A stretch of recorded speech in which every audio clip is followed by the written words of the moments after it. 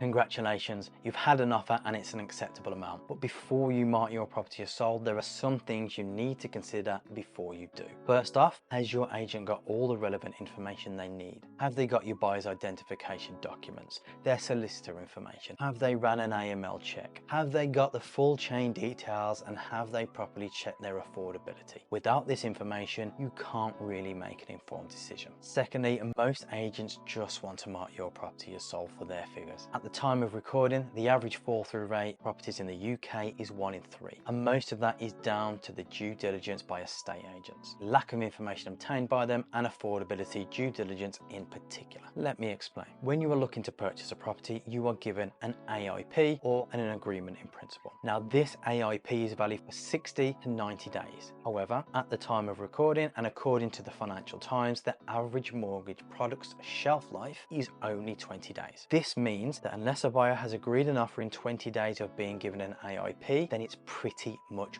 worthless. What a lot of agents will do is check your buyer's deposit, look at the agreement in principle, and then mark your property as sold. What happens next is the buyer sits back down with the lender, and the lender says, sorry, that product no longer exists, and this is what we can offer you now. Because of this, the buyer's affordability has changed, and in some cases they can no longer afford the property. This means they either have to lower their offer, or the property comes back to the market. When the property comes back to the market is available from being marked as sold, you have effectively lost 2 weeks of marketing and momentum with your viewings. Straight away, buyers think there's something wrong with that property. It's had a survey and something has been flagged. The buyer has gone and had a second viewing and noticed something they didn't before. It can be very, very detrimental to your property. The best thing you and your agent can possibly do to ensure your security and less problems in the future is to wait until you have confirmation from your buyer's solicitor that they have been instructed and that your buyer's mortgage application has been submitted before you mark the property as sold. Be transparent and let your buyer know that you will be still taking viewings and offers until you have had confirmation of these. What you will also find is that this also makes your buyer pull their finger out to get their application submitted quickly, all while getting rid of any time wasters who throw offers out left, right and centre, or take forever to get their mortgage and solicitors sorted afterwards. Marking a sold prematurely might lead to complications and disappointments for both parties involved. Trust the process and patience is key. So there you go, a quick reminder for you and your agent to resist the urge to hit that sold button until everything is in order. Your future self will thank you. For more information or property tips,